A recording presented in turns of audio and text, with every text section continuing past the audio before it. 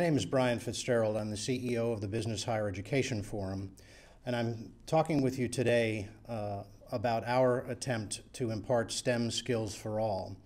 I have a deck of slides that will explain our strategy and give some examples of our work. So let's dive into the deck.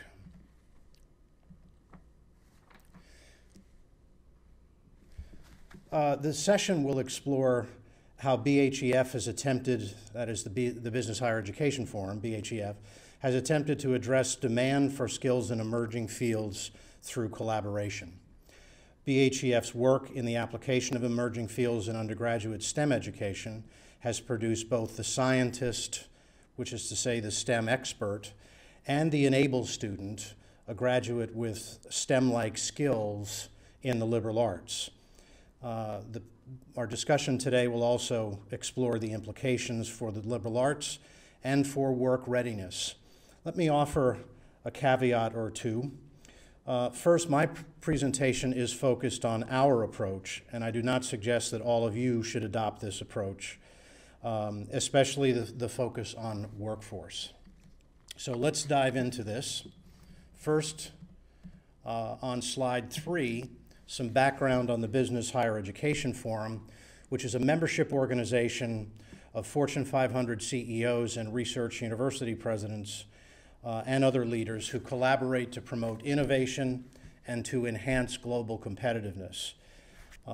The middle portion of the slide is a statement of our mission. I won't go through it. The slide is self-explanatory.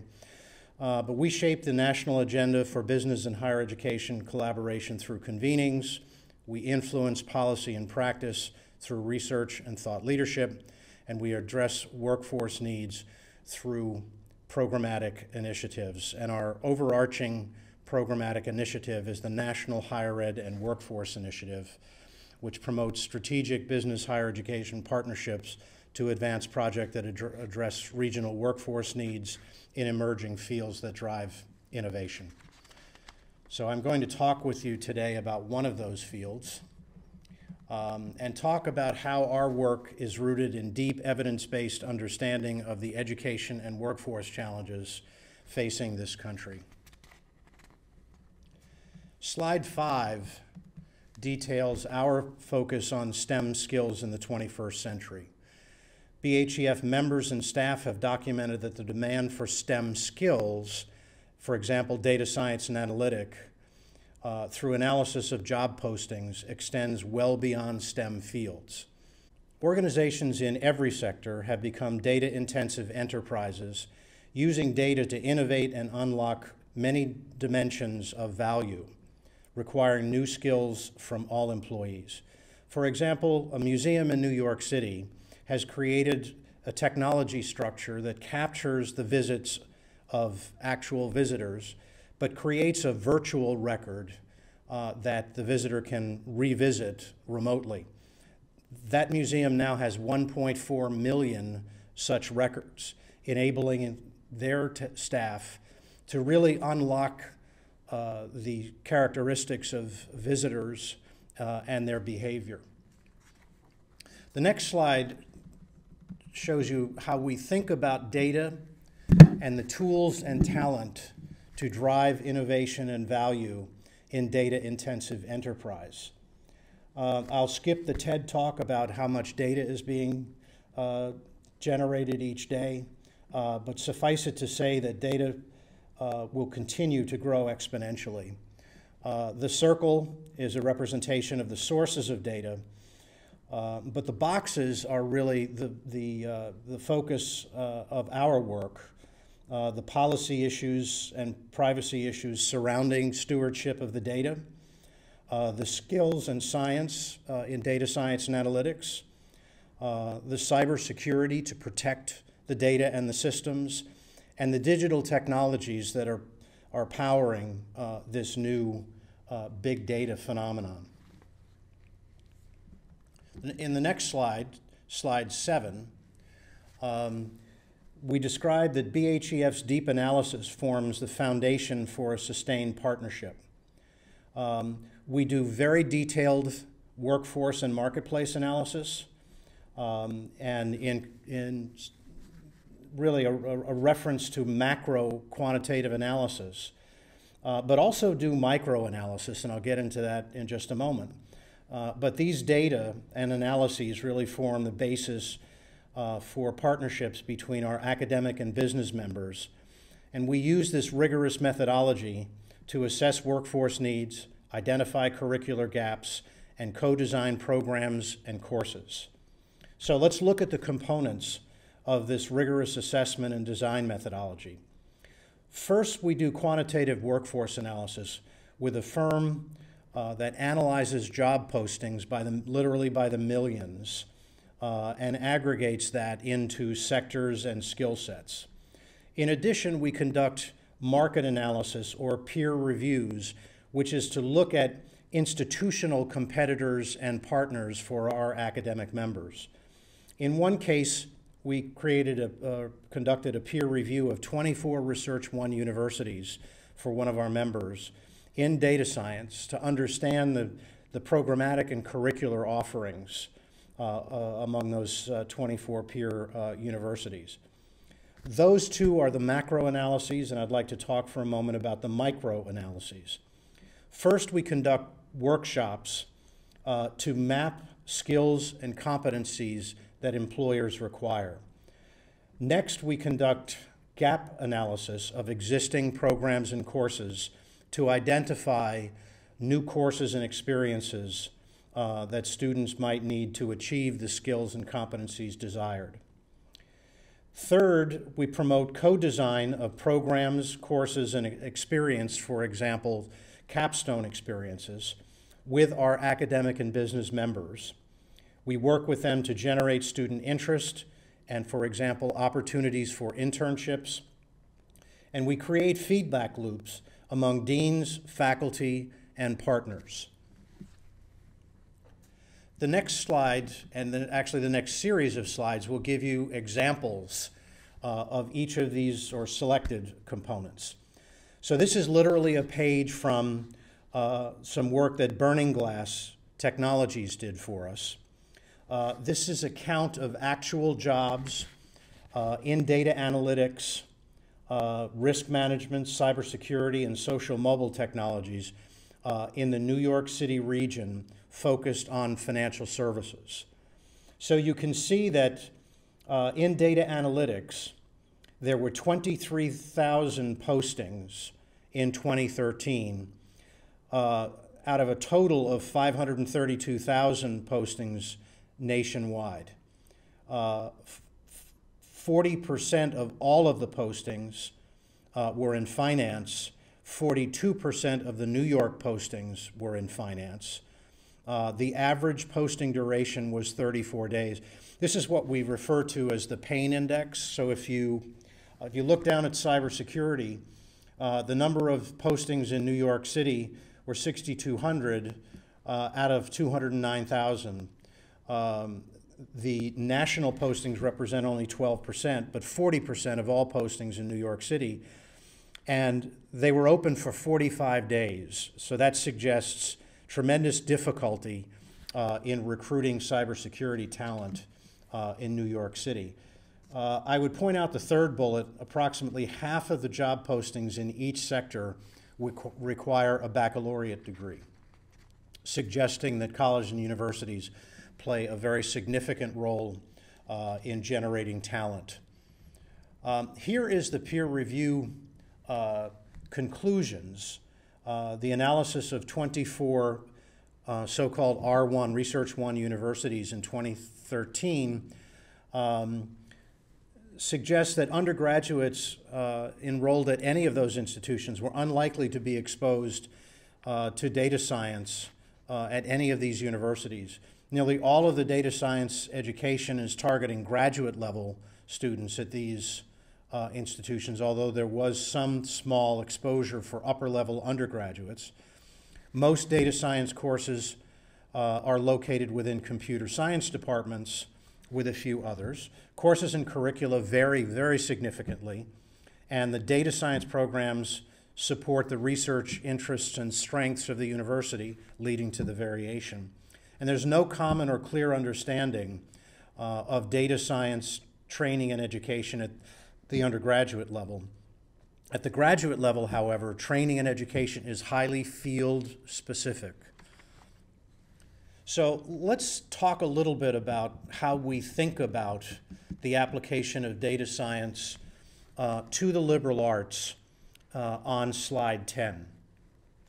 The first column identifies the core competencies within data science. So it's programming, data systems, analytics, statistics, and modeling. The next column shows examples of the disciplines that financial services can be applied to.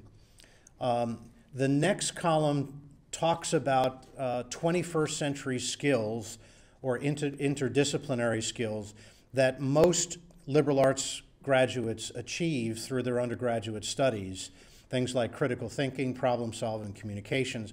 Employers highly value these skills, and so the value proposition here is by adding skills in data science to the learning outcomes of liberal arts, we produce a fundamentally new liberal arts major that will have great value in the workplace, regardless of whether they're in a government, for-profit, or nonprofit environment.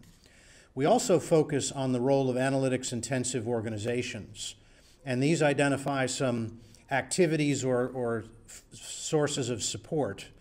And so this is sort of a landscape for how higher ed and data or analytics-intensive organizations can collaborate to produce a new form of undergraduate liberal arts major. I want to give you an example on slide 11 of the competency mapping process. So this is a slightly expanded version of the competencies, identifying data mapping, data management and integration, data modeling, data security. We were mapping into business, so business operations is a core competency, data visualization, data mining, and data warehousing. And these blue boxes are discrete skill sets that a student in data science should achieve. So they should be able to write an SQL statement, to identify a business requirement, build a security model, identify a business organization structure, etc. So we conduct workshops that develop this level of competency mapping, which leads then to a development of a gap analysis to identify areas in which courses are not exposing students to these competencies or building these competencies, and leading to either new courses or revised course models. So this is a very rigorous process for taking the competencies that employers need and mapping them into curricula. So stepping back for a moment, we've sort of had the micro-analysis, but I'd like to talk about the application of data science in a number of disciplines in two dimensions. One axis is the continuum of data science skills. So there is on the left a data science literacy or literate. This is knowing about data science, knowing a few tools, knowing some general applications. The middle area there is really the data science enabled, and that is you will know how to apply data science tools in a particular field or discipline. And on the right-hand side is the data science expert, and they will actually be writing algorithms applied to a specific discipline. And so the other dimension are the majors. So in sort of a hierarchy of the degree of quantitative exposure from the arts and the humanities through the social science to the STEM majors. And what we've tried to do in an illustrative way is to distribute both the disciplines and some of our campuses that are working in data science. So up in the northeast quadrant, you can see you have astrophysics, which is a STEM field and a highly quantitative field, and data science is a core competency and tool. Ohio State, one of our members, has created an interdisciplinary program, but in the engineering department. Case Western has an interdisciplinary minor, and so we have a water science project at the University of Wisconsin, and we have a business program at the Zicklin School of Business at Baruch College at CUNY, and there is a sustainability, data analytics in sustainability project at a different campus in CUNY. So this is a conceptual framework for identifying where disciplines might fall among these quadrants, and the degree to which undergraduate majors need to be enabled versus a data science expert.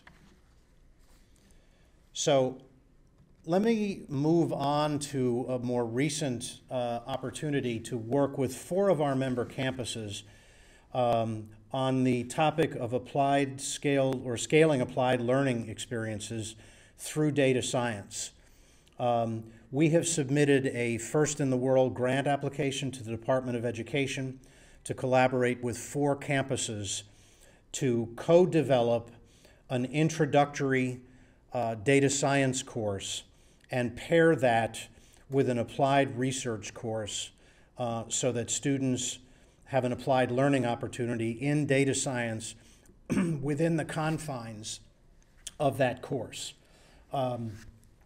So again, we have the competencies or the skill sets that we saw in an earlier graphic. The introductory course would have project-based case studies on each topic. It would be published and made widely available for free. And because we would be working with industry in the development of this, the course would be considered an industry standard and recognized in the hiring process. If we turn to the applied research course, this is an opportunity to build upon an evidence-based practice that has been shown through rigorous research to increase learning and increase persistence among students. So we have common agreed guidelines for developing and offering authentic research to teams of students, a course-based experience, which facilitates participation by underserved populations. Through the topic of data science, dedicated laboratory needs will be limited, and unlike the STEM science exposure or research exposure that's limited by lab availability, we have an opportunity through technology to expose students to a much greater degree. Search for research topics across disciplines that promote collaboration across departments, and look for a diversity of business partners. And so we hope we have an opportunity to execute this with our 4 campus partners. In addition, we have worked with a number of employers to understand the new meaning of a work-ready graduate and the implications that this has for the liberal arts. So the next slide is the result of a survey of employers. This is slide 15. And the expectations of employees with regard to skills. So this really is the quintessential definition of a liberal arts graduate. concepts and new developments in science and technology. Roughly 70% of employers expect students to have knowledge of this. The ability to analyze and solve complex problems, nearly 80%. The ability to apply knowledge and skills to real-world settings, approximately 80%. Critical thinking and analytical reasoning skills, 80%. And ability to effectively communicate orally and in writing, almost 90%. So we see a very tight alignment between employers' expectations and the kinds of skills that liberal arts graduates possess. So the notion here is exposing liberal arts graduates to data science combined with their liberal arts. The skills of liberal arts graduates, in effect, creates a new form of liberal arts graduates that will be highly prized and sought after. Let me turn back to BHEF and tell you how we think about, I've showed you an example of data science, but we have worked in a variety of different fields, and how we think about applying those to different sectors and the undergraduate and graduate disciplines that apply to those sectors. So on slide 16, this is really our theory of change operationalized through our National Higher Ed and Workforce Initiative that I mentioned at the opening of the webinar. We have identified a set of emerging fields for which there are few, if any, opportunities for undergraduates to gain exposure and skills. Data science and analytics we've covered, cybersecurity, risk analysis and management, and digital or social and mobile technologies. We then, through this competency mapping process, identify the competencies across sectors. And let me give you an example. Cybersecurity in aerospace and defense is fundamentally different than the application of cybersecurity in financial services, advanced manufacturing, or infrastructure. And so that is reflected in the competency mapping. And so aerospace and defense will most likely embed cybersecurity in engineering and computer science courses, where in financial services we might be embedding cybersecurity in business analytics, marketing, and communications.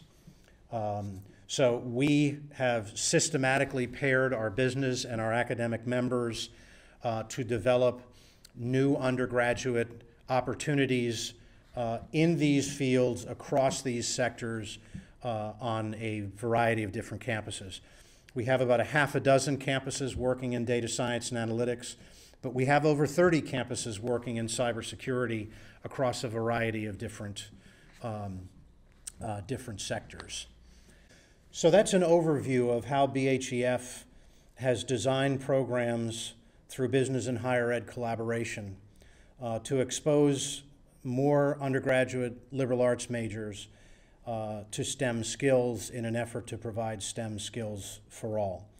The deck concludes with some resources that you may wish to explore, and we're happy to provide additional information on each one of these. So thank you for your interest, and I wish you well in doing this work on each of your campuses.